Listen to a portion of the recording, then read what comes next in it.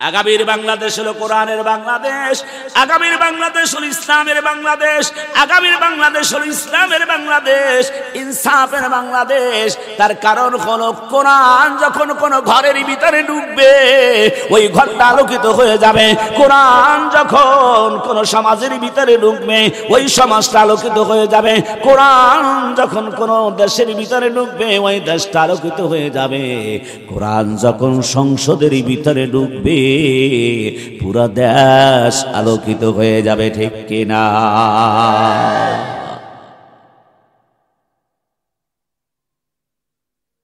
খলিফা হারুন আর রশিদ, খলিফা হারুন আর রশিদ রাজদরবারে বিচার করতেছে এভাবে। হঠাৎ করে এক লোক যায় বলতেছেন, হুজুর আপনি তো জানেন না, আপনি তো রাজদরবারে বসে বিচার করতেছেন, আপনার একটা রাজ্য আছে যে রাজ্যের ভিতরে 7 দিন ধরে বিচার হয় না। কেন? এই জন্য হয় না হুজুর, 7 দিন ধরে বিচার এই জন্য হয় না, বিচারক অসুস্থ। হারুন আর রশিদ, খলিফা হারুন আর রশিদ বললেন যে বলো আগামী সপ্তাহ থেকে আবার বিচার শুরু হবে। আগামী সপ্তাহ থেকে হইবে বিচার শুরু। যেই বলে দাও যে আগামী সপ্তাহ থেকে বিচার। আগামী সপ্তাহে কোর্ট বসছে, কোর্ট বিচারপতি যাই তার চেয়ারের ভিতরে বসছে, বলছেন কি কি বিচার আছে বিচারগুলি দেখাও। বিচার যখন শুরু করলেন 1 নম্বর বিচার হলো কর্মিক নম্বর 1 বিচার হলো এক বুড়িমা, তিনি একটা দোকান থেকে মধু চুরি করছে, 1 বোতল মধু, 1 বোতল মধু, 1 বোতল মধু চুরি করছে আর 100টা দিনার চুরি করছে, 20টা দিনার চুরি করছে। 20টা দিনার আর মধু হলো। বিচারক বসছে, ডাক দিয়েছে বুড়িমাকে, বুড়িমা এদিকে আসেন, আপনি কি মধু চুরি করছেন? কহ। দিনার চুরি করছেন? কহ। আপনি জানেন ইসলামের আইন আপনার কি বিচার হবে? কহ। কত ইসলামের আইনে আপনার হাত কাটা যাবে, কোরআনের আইনে আপনার হাত কাটা যাবে, এটাকে আপনি জানেন? কাহা। এটা জানার পরও আপনি কেন চুরি করেন? এটা কি জানতে পারি? তাড়াতাড়ি বলেন। বুড়িমা ডাক দেয়া বললেন বিচারটা যাবে, এরপরও কেন করলাম? এই জন্য করেছি, হাত কাটলেও তো ভালো, আমার নাতনির ইজ্জত থাকবে, এই জন্য করছি। বিচারক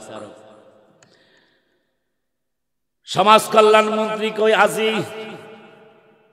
সমাজ সনং সমাজ কল্যাণ মন্ত্রী হাজির। কহা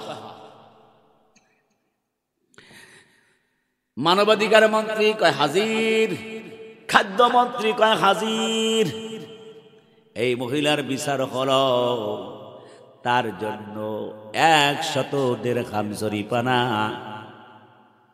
আর 50টা বেতের আঘাত। বেতের বাড়ি কয়টা? জোরে কন। জরিমানা কয়শো? 100 দিরহাম আর 50টা বেতের আঘাত। মন্ত্রীরা যে কি খুশি, আমাকে ডাইকা নিয়ে বিচার করতেছে। 100 হইল দিরহাম আর 50টা হইল বেতের বাড়ি মহিলার জন্য। এর খুশি হয়েছে সবাই। এবার বিচারক বলতেছে সমাজ কল্যাণ মন্ত্রী কাজী, শোনো, এই মহিলা আপনার সমাজে থাকার পরও আপনি সমাজের কি দায়িত্ব পালন করছেন? তিনি না খাইয়া রইছেন। বিচারটা ভালো করে আপনারা শুনুন। এবার বিচারক বলতেছে শুনুন, যে 50টা বেতের আঘাত মহিলাকে জরিমানা করা হয়েছে, আসলে এই 50টা দেশের বাদশাকে দেওয়া উচিত ছিল। যেহেতু আমি তার প্রতিনিধি হিসাবে বিচার করতেছি, আমারে 20টা দেওয়া উচিত। ভালো করে বুঝবেন কথাটা, কিন্তু একটু হার্ড। বলতেছে এই 50টাই মারা উচিত ছিল বাদশারে, যেহেতু তার প্রতিনিধি আমি বসছি, এই জন্য আমাকে 20টা মারা হোক। তাদের মুখের কথাই তো মারা। আর যার সমাজের ভিতরে একজন বুড়িমা না খেয়ে রইছে, তার পাশা পাশাইয়া 10টা মারা হোক। এবার আছে কয়টা? ও খাদ্যমন্ত্রী কই, বড় বড় কথা কয়, এইরকম খাদ্যমন্ত্রী পৃথিবীতে আছে না? খাদ্যমন্ত্রী কই? আপনি তো খাদ্যের জন্য বরাদ্দ দেওয়া হয়, খাদ্যের দায়িত্ব আপনার। আপনি থাকাকালীন অবস্থায় একটা বুড়া মানুষ না খেয়ে রয়েছে, সুতরাং খাদ্যমন্ত্রীরে 10টা দেওয়া হোক। এর নাম হয়েছে বিচার, ঠিক কিনা?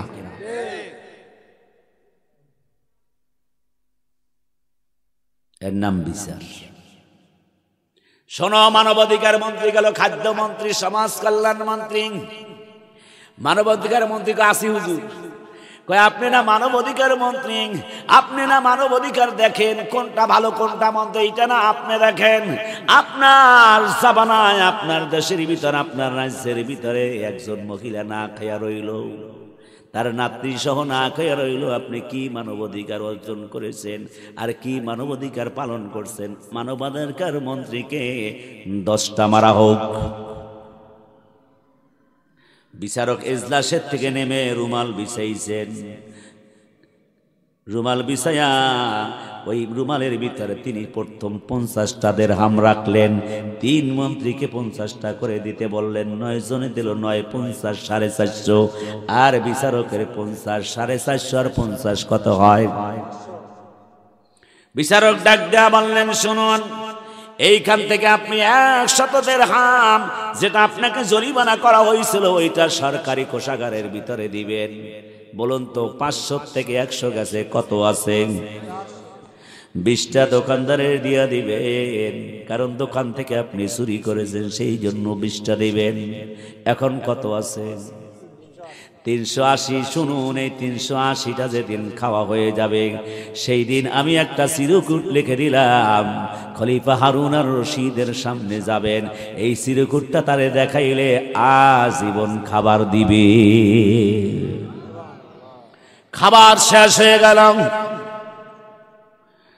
বুড়া মহিলা পোটলার ভিতরে চিরকুটটা নিয়ে আবার হাঁটতেছে চলে গেলেন মহামান্য প্রেসিডেন্ট খলিফা হারুন আর রশিদের দরবারে যায়, আমি ঢুকবো। সিকিউরিটি কয় সাবধান, এটা হারুন আর রশিদের দরবার। কয় না আমি ঢুকবো। কয় না ঢোকা যাবে না। কয় না ঢুকবো। দারোয়ান ঢুকতে দেয় না, সিকিউরিটি তারে ঢুকতে দেয় না। হ্যাঁ ঢুকতে চাই। এবার সিকিউরিটি বলতেছে আপনার কাছে কোনো ডকুমেন্টস আছে যে আপনি ঢুকবেন? কয় হ্যাঁ আছে। কয় কই? কয় পোটলার ভিতরে। পোটলা খুললেন, ডকুমেন্টস বের করলেন। সিকিউরিটি দেখে বললেন, হ্যাঁ তুমি যাও, যাইতে পারবা। কোথায় যায় পাবো তারে? কয় ওই সোফার ভিতরে বসবা, একটু পরে আসবে। একটু পরে খলিফা হারুন আর রশিদ আসলেন। বুড়িমা দেখে চোখের পানিগুলি ছেড়ে দিলেন। বুড়িমা তাকায় দেখে এটা তো হারুন আর রশিদ নয়, ওই দিন যে বিচার করছিলেন সেই বিচারক। আল্লাহু আকবার, আল্লাহু আকবার। বুড়িমা তাকায় চোখের পানি ছেড়ে দিলেন। বাদশা হারুন আর রশিদ দৌড়ায় আসলেন, আয়েশা বললেন, বুড়িমা তোমার সঙ্গে কথা বলার আগে আমি 2টা কথা বলবো। 1 নম্বর কথা হলো, বুড়িমা এই মুহূর্তে হারুন আর রশিদের সামনে ওয়াদা করো কিয়ামতের ময়দানে হারুন আর রশিদের বিরুদ্ধে কোনো মামলা করবা না। 2 নম্বরে ওয়াদা করো কিয়ামতের ময়দানে হারুন আর রশিদের বিরুদ্ধে মামলা করবে না। 2 নম্বর ওয়াদা হলো হারুন আর রশিদকে এই মুহূর্তে তুমি আল্লাহর রাস্তায় মাফ কইরা দাও। বুড়িমা চোখের পানি রাখতে পারলেন না, বললেন, ও বাদশা হারুন আর রশিদ, এত বড় তাকওয়া তুমি কোথায় পেয়েছো? বাদশাহ হারুন আর রশিদ বললেন, তুমি জানো না আল্লাহ রাব্বুল আলামিন 30টা পারা দিয়া কোরআন নাজিল করেছেন। এই 30টা পারার ভিতরে 100টা 14টা সূরা রয়েছে। এই 114 সূরার মধ্যে 99 নম্বর একটা সূরা আছে। মনে পড়ছে? ঘুমাই গেলেন গা? মনে পড়তেছে তো? আর একটু সামনে ঢুকবো, কিন্তু সামনে একটু কঠিন হবে। সমস্যা হইবে, সমস্যা হইবে। খেলোয়াড় নাই তো, এই জন্য খেলা ভালো লাগে না, ঠিক কিনা? আমার ভাইয়ের, আমার বান্দা, আমার বাদশাহ হারুন আর রশিদ বললেন, আল্লাহ রাব্বুল আলামিন 30টা পারা দিয়া কোরআন নাজিল করেছেন। এই 30 পারার ভিতরে 114টা সূরা আছে। এই 114টা সূরার ভিতরে 99 নম্বর সূরার শেষের 2 আয়াত কি তুমি পড়ো? আমার ভাইয়ের, আমার বন্ধুরা আমার, সেই জন্য বলেছিলাম কোরআন হলো একটা নূর। এই নূর যদি ঘরের ভিতরে ঢুকে যায়, ঘর আলোকিত হয়ে যাবে। কোরআনের আইন দিয়ে যদি বিচার হয়, সমাজে শান্তিতে ভরে যাবে, ঠিক কিনা?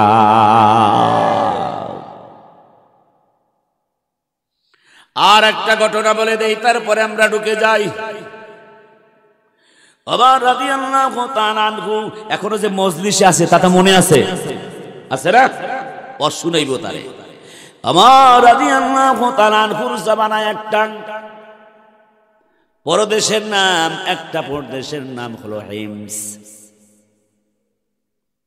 এই হিমসের আবার গভর্নর, যিনি মন্ত্রী, তার নাম হলো হযরতে সাঈদ ইবনে আমির। সাঈদ ইবনে হিমসের ভিতরে একবার লাগছে অভাব, খাদ্য নাই। একটা লিস্ট করা হলো, একটা লিস্ট করে আমিরুল মুমিনিন খলিফাতুল মুসলিমিন ওমরের দরবারে দেওয়া হলো। ওমর রাদিয়াল্লাহু তাআলা আনহু লিস্টটাকে দেখলেন। লিস্টটা দেখে পড়তেছে, 1 নম্বরে দেখে সাঈদ ইবনে আমিরের নাম। কয়, এটা কি সাঈদ ইবনে আমিরের নাম না? কয় হ্যাঁ। কয়, সে কি সিন্সের গভর্নর না? কয় হ্যাঁ। এখন বর্তমানে সে ক্ষমতায় না? কয় হ্যাঁ। ওমর বিশ্বাস করতে পারতেছেন না যে সাঈদ ইবনে আমির সে এখন হইছে গভর্নর, মানে মন্ত্রী। কি সাঈদ ইবনে আমির হিমসের গভর্নর। ওমর রাদিয়াল্লাহু তাআলা আনহু দেখে 1 নম্বর নাম হলো তার, কারণ অনেকে দেয় খাইতে, অনেকে দেয় পাইতে, ঠিক কিনা? বেড়ায় কোটি কোটি টাকার মালিক, এরপরও জাকাতের টাকায় নাম লেখাইছে। এইরকম নেতা 16 বছর দেখি কি দেখি নেই। এখন তো 2-1 মেম্বার আছে, এই এলাকার মেম্বারের কথা বলতে পারি নাই। ওই সমস্ত টাকা তো লাগেই না, শুধু মরা মানুষের টাকা দিয়ে চলতারি। কেমনে? কাবিকা, খাবিকা, বিধবা ভাতা, এই ভাতা, সেই ভাতা আছে না নাই? আছে না নাই? মেম্বার সাহেব তারা জিজ্ঞেস করতেছেন দিনকাল কেমন চলে, আয় বাণিজ্য কেমন আছে? কয়, শুধু মরা মানুষের যে টাকা আছে এতেই চলে। কেমনে? কয়, বিধবাতার জন্য যতগুলো নাম দিয়েছিলাম, বিধবা অর্ধেক মরছে, এখন আরো বাকি আছে না, কিন্তু মোবাইলে টাকা আইতেছে। মোবাইলে এ টাকা খাওয়া জায়েজ আছে? না না, খাওয়া জায়েজ আছে? কয়, না না, হ্যাঁ, কোনটা যে কইবে চিন্তা আছে নাকি? না না, হ্যাঁ, কোনটা কইবে বড় চিন্তা আছেন, ঠিক কিনা? বাংলাদেশের জন্য এ টাকা খাওয়া যায়। কেমনে? উত্তরটাও সোজা। এই জন্য জায়েজ আছে মরা মাসের টাকা বাংলাদেশে খাওয়া, এই জন্য জায়েজ। তার কারণ হলো যেই দেশের মানুষ কবরে থেকে উঠা জাতীয় সংসদে ভোট দিতে পারে, ওই দেশের মরা মানুষের টাকা খাওয়া যায়। যেই দেশে মানুষ কবর থেকে উঠে ভোট দেয়, এইটা যদি জায়েজ হয়, মানুষ কবরে আর মামলা চলে আসে না নাই, এটা যদি জায়েজ হয়, ওই দেশে মরা মানুষের টাকা খাওয়াও।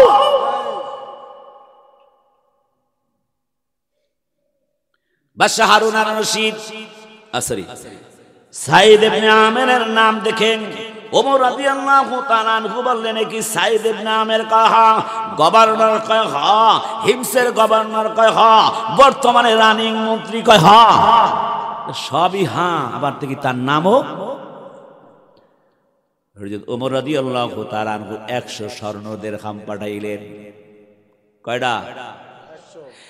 একজন রাষ্ট্রদূত 100 স্বর্ণ দিরহাম পাঠাইলেন।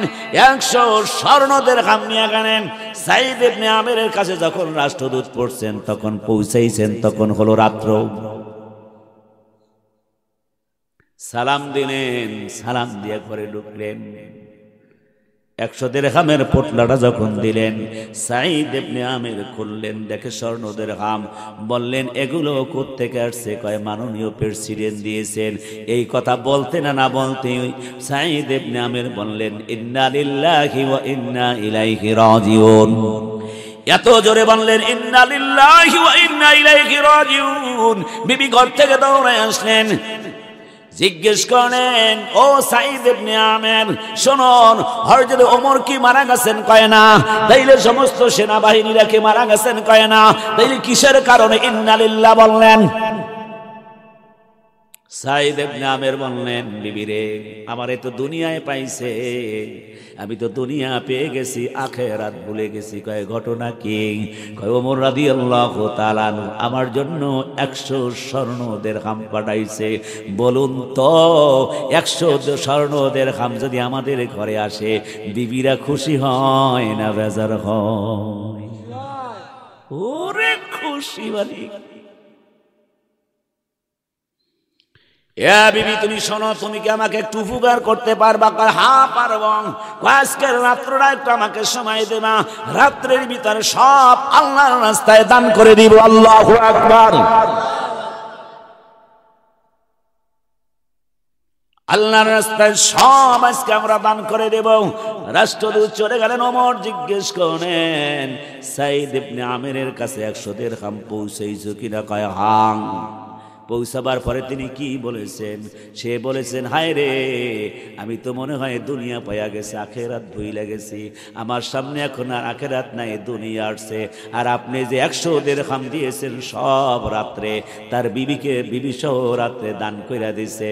ওমর রাদিয়াল্লাহু তাআলা আনহু বললেন, অমুক মাসের অমুক দিন এতটা বাজে একটা মিটিং হবে।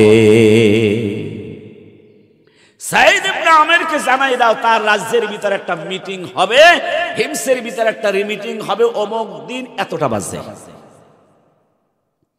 মিটিং এর ভিতর সবাই হাজির। চেয়ার হলো 2টা। কয়টা? একটার ভিতরে ওমর, আর একটার ভিতরে হলো সাঈদ ইবনে আমের। হাজার হাজার জনগণ তাকাই রইছেন ওমরের দিকে। বললেন, এই লোকটাকে কি তোমরা চেনো? কয় হ্যাঁ। নাম কি? কয় সাঈদ ইবনে আমের। কয় ইনি কি গভর্নর? কয় হ্যাঁ।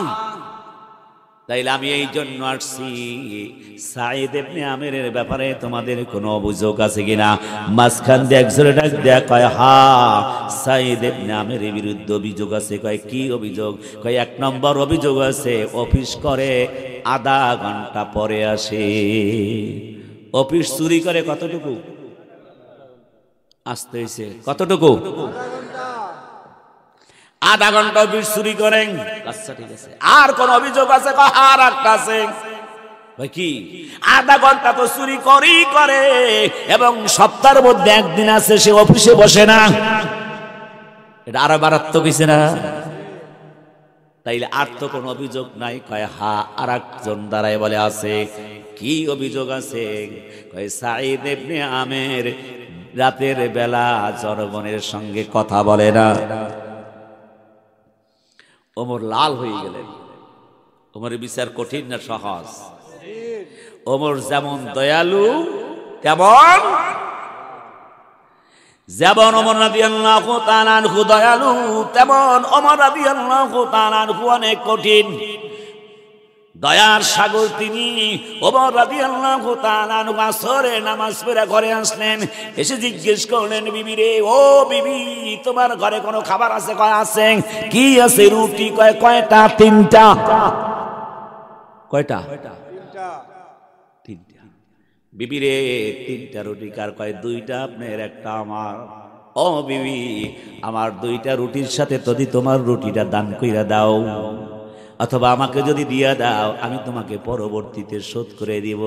যেমন স্বামী তেমন স্ত্রী। এবার তিনি রুটিটা দিয়া দিলেন। 3টা রুটি নিয়া ওমর রাদিয়াল্লাহু তাআলা আনহু বাইরে বের হলেন।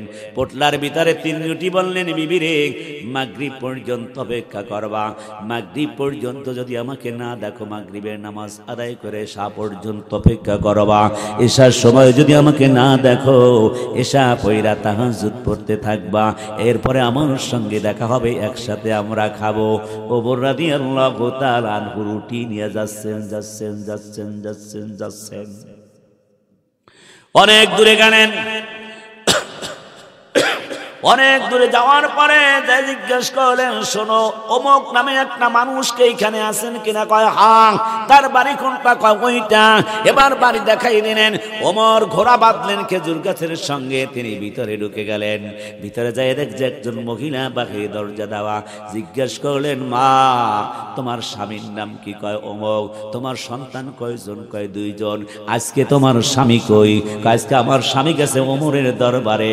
কি বলে গেছে? বলে গেছে, আমি যদি অন্যায় করি তাইলে ওমর থেকে আমি রেহাই পাবো না, আর যদি আমি অন্যায় না করি তাইলে ওমর আমাকে শাস্তি দেবে না।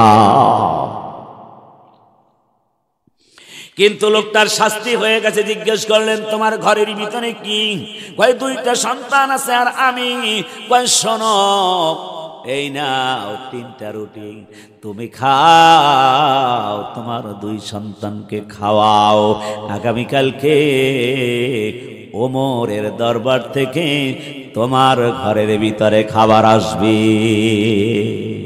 নিজে খায় না, স্ত্রী খায় না, জনগণকে খাওয়ায়, ঠিক কিনা?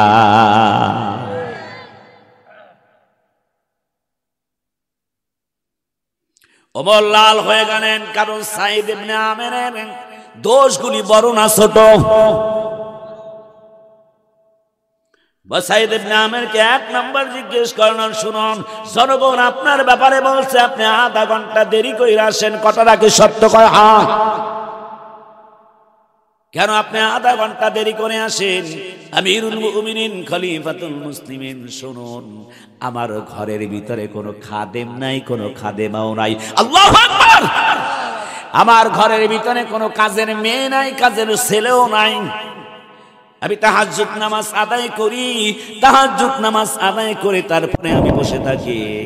এরপরে অপেক্ষা করি যখন আজান হয়, আমি সুন্নাত নামাজ পড়ে ফরজের জন্য অপেক্ষা করি। এরপরে যখন ফরজ হয়, ফরজ পড়া আবার অপেক্ষা করি কখন ইশরাক হবে। ইশরাক নামাজ আদায় করে এরপর আমি বাসার ভিতরে আছি, নিজ হাতে আটা গুলা রুটি বানাই, রুটি বানাইয়া আগুন দিয়েছে কি, এই কাজটা করতে গিয়া আধা ঘন্টা দেরি হয়ে যায়। এই কাজটা করি, সেই জন্য আমার আধা ঘন্টা দেরি হয়ে যায়। ওমর রাদিয়াল্লাহু তাআলা আনহু বললেন, 2 নম্বরে তোমার একটা অভিযোগ আছে। সেই অভিযোগটা হলো তুমি নাকি একদিন অফিস করো না। কয় সত্য? কি? কেন তাইলে তুমি একদিন অফিস করো না? আমিরুল মুমিনিন খলিফাতুল মুসলিমিন হিমসের গভর্নর সাইদ ইবনে আমের, আপনার নিয়োগকৃত গভর্নরের জামা হলো একটা। কয়টা জামা? হলো একটা, চাদর হলো 2টা। আমি একটা চাদর ঘরের ভিতরে গায়ে দিয়ে আর একটা চাদর শরীরের ভিতরে রাখি, একটা আমার জামা। 7 দিন ধরে যদি একটা জামা দিয়ে অফিস করি, এত ময়লা হয়ে যায়, এটা দিয়ে আর অফিস করার মতন উপযুক্ত থাকে না। সেই জন্য আমি একদিন একটা চাদর পরি, একটা চাদর গায়ে দেই, আর আমার জামাটাকে আমি ধুয়া দেই। পরের দিন থেকে আবার অফিস শুরু করি।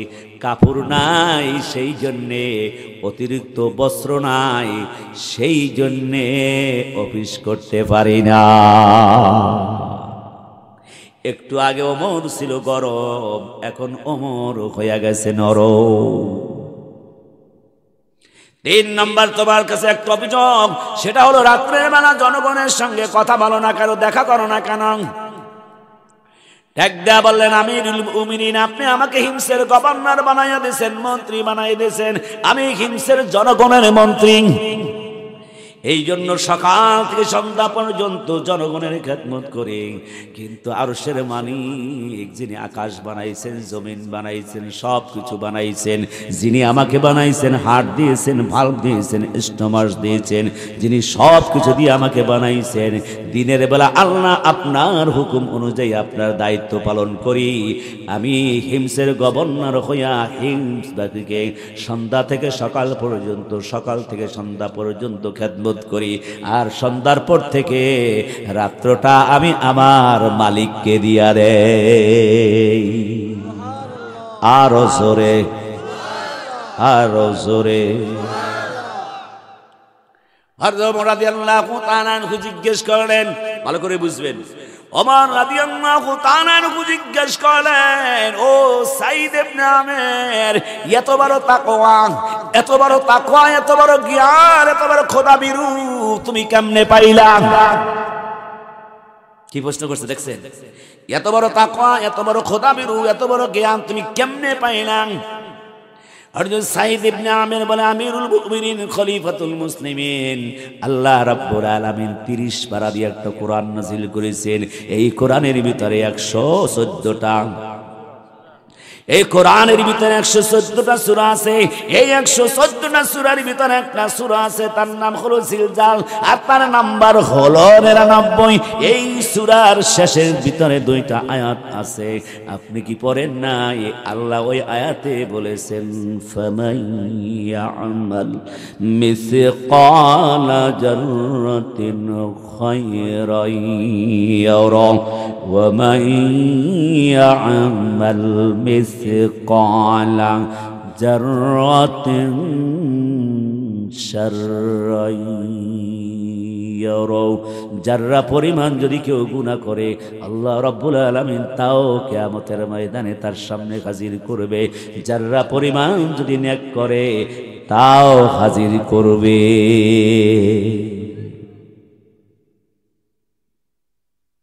আবার ভাইয়ের আমার, বন্ধুরা আমার, তাহলে যাররা পরিমাণ ভালো কাজ করলে সেটাও পাওয়া যাবে, যাররা পরিমাণ খারাপ কাজ করলে সেটাও পাওয়া যাবে, ঠিক কিনা? এই জন্য আল্লাহ রাব্বুল আলামিন কোরআনের ভিতরে সব নীতি দিয়েছেন, এমন কোন নীতি নাই যেই নীতি আল্লাহ কোরআনের ভিতরে দেয় নাই। হযরত আবু হুরায়রা, হযরত, এর নাম তো শুনছেন। তো হযরত আবু হুরায়রার মেয়ে তার বান্ধবীদের সাথে গেছে, যাই দেখে বান্ধবী গো A to Z পর্যন্ত একেবারে ওট পালিশ, ঠোঁট পালিশ, নীল পালিশ, আইবুরু, মাস্কারা, যা আছে এরকম সব গয়না গায়না সব দেওয়া। কিন্তু গভর্নর আবু হুরায়রা, আবার গভর্নর কোন জায়গার মন্ত্রী জানেন? মদিনার মন্ত্রী। কোন জায়গার মন্ত্রী? মদিনার, যেমতেই জায়গার না, মদিনার মন্ত্রী। মদিনার মন্ত্রী আবু হুরায়রা রাদিয়াল্লাহু তাআলা আনহু, মেয়ে এসে জিজ্ঞেস করতেছেন, বাবা শোনো, কোন সময় তো তোমার কাছে কোনো কিছু আবদার করি না, আজকে একটা জিনিস আবদার করবো। কয় কি? ও বাবা, তুমি যদি একটা হার দাও, তাইলে হারটা আমি গলার ভিতরে দেবো, আমার খুব ভালো লাগে।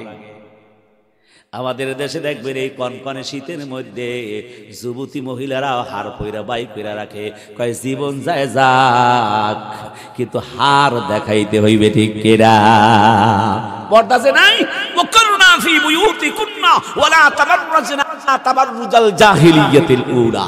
ঘটনা একদিন আমার সঙ্গে ঘটছে। এই কোরআনের আয়াত যদি না হয় তাইলে কেমনে হয়? অটোতে আমি এক জায়গায় যাব, অটো, আর ওই অটোতে আবার 6 জন যাত্রী হয়, সামনে 2 জন, পিছনে হলো 4 জন, মুখামুখি। এই অটো আছে না আপনাদের? তো আমি যাইয়া অটোর ভিতরে বসছি, এখন দেখি একজনও প্যাসেঞ্জার নাই। আর ড্রাইভার বলতেছে, হুজুর 4 জন, 6 জন লাগে, 4 জন না হইলে ছাড়া যাবে না। এখন ড্রাইভার দোয়া আর কি করে? দোয়া আমি করি, আল্লাহ আর 2-1টা কাস্টমার প্যাসেঞ্জার আইতো, আল্লাহ 2-1টা প্যাসেঞ্জার আইতো। ড্রাইভার কি দোয়া করে? দোয়া তো আমারই দরকার। হঠাৎ করে দেখি প্যাসেঞ্জার একজন আই করছে। তবে প্যাসেঞ্জার যে আইছে এবার পুরুষ না, একবারে বর্তমান স্মার্ট মেয়ে। কি মাঠ? কি মাঠ? আয়া আমার সামনে বইছে, বর্ষে তো বর্ষে পরনের ভিতর হয়েছে তার ফেলাজো। কি জো? এ ফেলাজো আবার হচ্ছে 3 কোয়ার্টার। এই পর্যন্ত উঠান না, তাইলে মনে মনে মনে করতে পারেন পাও কোন পর্যন্ত উঠান না। বইসাই আমার সামনাসামনি, কারণ আমার পাশে তো বইবে না, বইবে বইছে আমার সামনে, একবারে সামনে। হে আর আমি মুখামুখি। মনে মনে মনে কই আল্লাহ, আর একটা প্যাসেঞ্জার মধ্যে মনে আইতো, প্যাসেঞ্জার আর একজন আসছে, সে আর একজন আসছে, হে আবার হাত মোজা, পায়ে মোজা, নাক মোজা, কান মোজা, সব মোজা, শুধু 2টা চোখ দেখা যায়। আইসে এবার সে আমার পাশে বলছে, বইসা দেখি তার সঙ্গে কথা বইতেছে। আমি কই চাচি, এটা আপনার মেয়ে? কয় চাচি কই না, দাদি, এটা আমার নাতনি। কি? আমি কই দাদি, তাহলে এটা আপনার নাতনি? কয় হ। হাতের দিকে চাই দেই 3 কোয়ার্টার, জামা কি কোয়ার্টার, এই পর্যন্ত। আর এই আর উপরটা পুরা খালি, একটা ওড়না আছে রশির মতন, কোন সময় ফাঁসি দেওয়া লাগে এই জন্য এরকম ওই জায়গায় ঝুলে রাখছে, কোন সময় ফাঁসি দেবে, এই সময় রশি কই পাইবে। ওইসি কয়জন? 3 জন। আর 4 জন আর কম তো ছাড়বো না, লাগবে 6 জন মিনিমাম, হইতে হইবে 4 জন। এখন তো আর একজন আর দোয়া কালাম পড়তেছি, আর একজন হইলেই তো। জিজ্ঞেস করলাম দাদি, এখন আর চাচি কইতে পারি? হ্যাঁ, তো আমার দাদি কইতে কয়। আমি বললাম দাদি, আপনি নাতে নিয়ে কই যান? কয় কুচিংয়ে। কই যায়? কুচিংয়ে। দেখবেন আপনারা একটা জিনিস, কিন্ডার গার্ডেন স্কুল আছে না, এই কিন্ডার গার্ডেন স্কুলে মহিলারা যতটুক, এই বাচ্চারা যতটুক পড়ালেখা না করে, এর চেয়ে বেশি পড়ালেখা করে হইলে মহিলারা বাইরে বসে। তবে বাচ্চাদের সাবজেক্ট থাকে এই পাঠ্যপুস্তকের সাবজেক্ট, আর তাদের সাবজেক্ট যেটা থাকে সেটা হইছে পরনিন্দার সাবজেক্ট। কথা ঠিক কিনা? চাচি কই নিয়ে যান? কয় কুচিগে। তো কুচিগে যে নিয়ে যাইতেছেন আপনি কুচিগে নিয়ে যাইতেছেন, আবার আপনি কই থাকবেন? আনে আমি বাইরে থাকবো, তারে ভিতরে ঢুকাই দেবো। তা আমি বললাম যে তারে যে ভিতরে ঢুকাইবেন, ওই কুচিগে মনে হয় সব মেয়েরাই পড়ে। কয় না, ছেলেও আছে।